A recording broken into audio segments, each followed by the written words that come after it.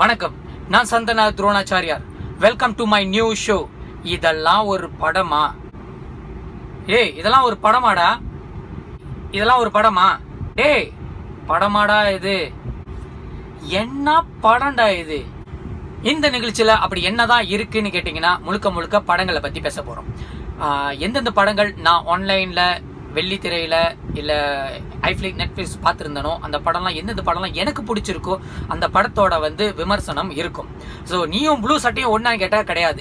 நான் நெகட்டிவ் பாயிண்ட்ல பற்றி பேசுறதை குறைச்சிட்டு டைரெக்டாக இந்த படத்தில் இருக்கிற ப்ளஸ் பாயிண்ட் என்ன ஈர்ப்பு சக்தியா வச்சிருக்கிறது, உங்களுக்கும் பிடிக்கும், நீங்களும் போய் பார்க்கலாம் அப்படி சொல்ற ஒரு சஜஷனான ஒரு வீடியோ தான் இது. ஸோ நேரா நிகழ்ச்சிக்கு பேருமே. சரி, இந்த எபிசோட்ல முதல் படத்தை விமர்சனம் பண்ண போறேன். அந்த படம் பெயர் சட்டை. சட்டை சட்டை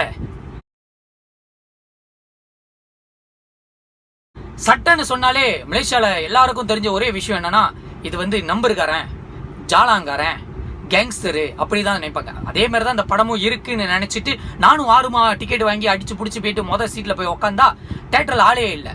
ஏன்னு தெரியல. இதே தான் ஈவிடிக்கும் நினைச்சேன், என் வீட்டு தோட்டத்துக்கு நினைச்சேன். அடிச்சு பிடிச்சி போய் பார்த்தா ஆணும் இல்லை. ஏன் வரவேற்பு இல்லைன்னு எனக்கும் தெரியல. சரி, இந்த படத்துக்கு சட்டைன்னு பேர் வைக்காம கட்டைன்னு பேர் வச்சிருக்கலாம். ஏன்னா இந்த படத்துல முழுக்க முழுக்க டிராவல் பண்ற காரணமே இந்த ஒரு கட்டைனாலதான்.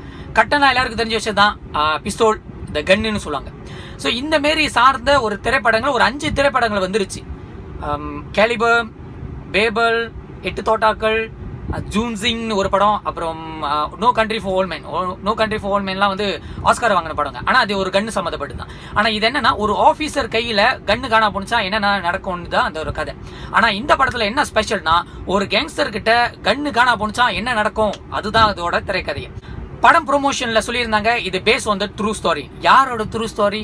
பெந்தோங் காளிமுத்துவோட ட்ரூ ஸ்டோரின்னு. படத்துல உள்ள போய் பார்த்தா தான் தெரியுது, இது பெந்தோங் காளிமுத்து ஆவறதுக்கு முன்னாடி நடந்த ஒரு ப்ரீக்வலான ஒரு சீனை ஒரு படமா ஆக்கி எலபரேட் பண்ணியிருக்காங்க. அந்த விஷயத்துல டைரக்டர் கை தேர்ந்தவர்னு சொல்லலாம். ஸோ இந்த படத்துல எனக்கு பிடிச்சமான ஒரு 3 விஷயம் இருக்கு. முதலில் டைம் லூப் ஜோன். அதாவது டைம் லூப் ஜோன்னா அந்த படத்தை ஒரு டைம்ல அடக்கி வச்சு எல்லா விஷயமும் அந்த டைம்ல இருந்த பீரியட்ல செய்யப்பட்ட ஒரு தருணமா தான் இருக்கும். அதாவது இந்த படத்தை 2006க்கு முன்னாடி நடந்த ஒரு கதை மாரி செஞ்சிருக்காங்க. இருந்தாலும் பெந்தோங் காளிமுத்துவோட கதை 1980s இருந்தாலும் அந்த time loop zone base on the ஸ்டோரின்னு தூக்கி 2006ல லாக் பண்ணிட்டாங்க. இது எப்படி பார்க்கலாம் பார்த்தீங்கன்னா, அந்த கடையில் இருக்கிற சைன் போர்டு, அவங்க உடுத்துற உட, பேசுற பாஷை, அப்புறம் பாய்க்கிற காஸ், மோட்டோ பைக் இதெல்லாம் இருக்கிற சீன் பார்த்தீங்கன்னா உங்களுக்கு தெரியும். இது 2006க்கு முன்னாடி நடந்த ஒரு கேப்சனான ஒரு விஷயம்.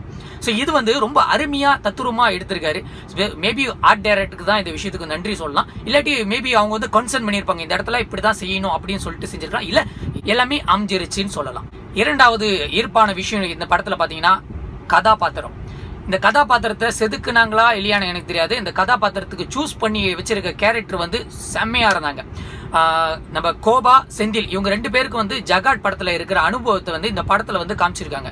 ஸோ நல்ல தத்ரூபமா இருக்கு. அவங்களோட சீனும் அவங்களோட ரோலும் கரெக்டா பிளே பண்ணியிருக்காங்க. அதே சமயத்துல நம்ம ஹரிதாஸ், அவர் சொல்ல தேவையில்ல, மரவன் ஆசான் படத்துல பின்னிருப்பாரு. நம்ம மலேசியா கண்டெடுத்த ஒரே ஒரு முத்துன்னு சொல்லலாம். அவர்கிட்ட இருக்கிற பெர்ஃபார்மன்ஸ், அவரோட ஸ்கில்ஸ் நிறைய இம்ப்ரூவ்மெண்ட் பண்ணி நிறைய விஷயத்த நம்மளாலே முடியும்னு காட்டுறது அவரும் ஒரு லெஜனா தான் இருக்காரு. ஸோ இதுல ஹெட்ஸ் ஆஃப் சொல்லலாம். ஸோ மெயினான ஒரு கதாபாத்திரம் அதுதான் லிங்கேஷ் நடிச்ச ஐயாவுன்னு ஒரு கேரக்டர்.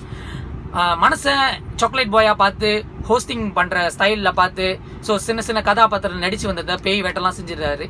ஸோ இதுல பார்த்து எல்லாம் ஏமாந்து போன ஆளு இந்த படத்துல இந்த மனசன் என்னடா இப்படி பின்றான், ஆக்டிங்ல அவனுக்கும் ஒரு அளவா தெரியுது, ஒரு விஷயத்த எவ்வளவு தூரத்துக்கு கேப்சர் பண்ணி அதை த்ரோ அவுட் பண்றதுக்கு அவருக்கு உண்டான ஒரு உள் வாங்குற சக்தி அதிகமா தான் இருக்குன்னு சொல்ல முடியும்.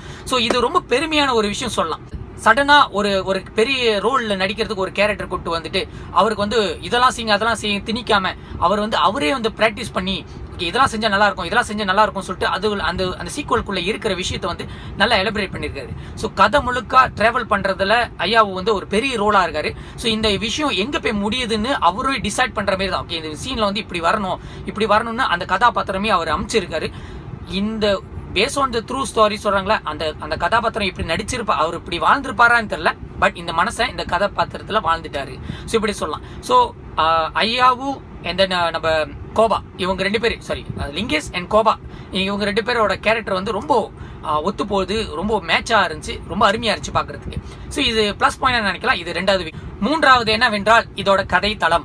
இந்த கதை தளம் வந்து பேஸ் ஆன் த ட்ரூ ஸ்டோரியா இருக்கிற வாசி எவ்வளவு தூரத்துக்கு அது வந்து மெய்யா இருக்கணும், எவ்வளவு தூரத்துக்கு வந்து எவ்வளவு பெர்சன்டேஜ் வந்து அது வந்து கற்பனையா கலக்கணும்னு இந்த கதை தளத்தை வந்து அழகா அமைச்சிருக்காங்க. ஸோ இது எப்ப செய்யப்பட்ட படம் எனக்கு சரியா தெரியல, பட் அதோட ஜேர்னி டிராவல் பண்றதை பார்த்தா அதோட சீக்குவலுக்கு அந்த கதைக்குள்ள அடங்குற ஒரு விஷயம் தான் இருக்கு. ரொம்ப சந்தோஷமா இருக்கு. இந்த மாதிரி படங்கள்லாம் வந்து மலேசியால எடுக்க முடியும். ஸோ மேபி வெளியே பார்த்துக்கிட்டு இருக்க சட்டக்காரலாம் என்னையா என் சட்டையை பத்தி நீ தப்பா பேசிட்டியா, என் சட்டையை பத்தி நீ இப்படி செஞ்சிட்டியா, உனக்கு என்ன தெரியும் சட்டையை பத்தி அப்படின்னு கேட்கலாம். எனக்கு தெரிஞ்ச வரைக்கும் இந்த படம் வந்து சட்டக்காரங்க மத்தியில் நடக்கிற ஒரு பிரச்சனை, ஏற்கனவே நடந்த பிரச்சனையை வந்து ஒரு படமா ஆக்கி காட்டிருக்காங்க. ஸோ இதுல எங்க கேங்கு சண்டை போடுறது, இந்த சட்டக்காரங்க இந்த சட்டக்காரன் வெட்டிக்கிறதெல்லாம் கிடையவே கிடையாது. அது ஒரு நல்ல விஷயமா காட்டியிருக்காங்க. பிளஸ் பாயிண்டா இருக்கு எனக்கு தெரிஞ்சு. இல்லாட்டி ஓகே இந்த சட்டக்காரன் இப்படிதான் வெட்டிக்குவான், இந்த சட்டக்காரன் இப்படிதான் குத்திக்குவான், இப்படிதான் பேசிக்குவான்னு எப்படி வரும். ஸோ இந்த கதை தளத்துல வந்து நிறைய விஷயத்துல வந்து பேசியிருக்காங்க. நிறைய டைலாக் சட்டக்காரன் பேசுற பேர் பேசியிருக்காங்க. அதாவது லீகாட்டு, லிப்பாட்டு, டேபிள் டாக்கு, இந்த மாதிரிலாம் வந்து பேசணும்னு ஒரு நல்ல கேட்சியான ஒரு மூமெண்ட் இருக்கு. இதெல்லாம் வந்து சட்டக்காரன் மத்தியில் நம்ம இருக்கும் போது இதெல்லாம் பேசியிருந்தாங்க. ஸோ ஒரு சந்தோஷமா இருந்துச்சு. நம்ம சட்டக்காரன் இப்படித்தான் பேசுவான், இந்த சட்டக்காரன் இப்படித்தான் பேசுவான் அப்படின்னு ஒரு விஷயம் இருந்துச்சு.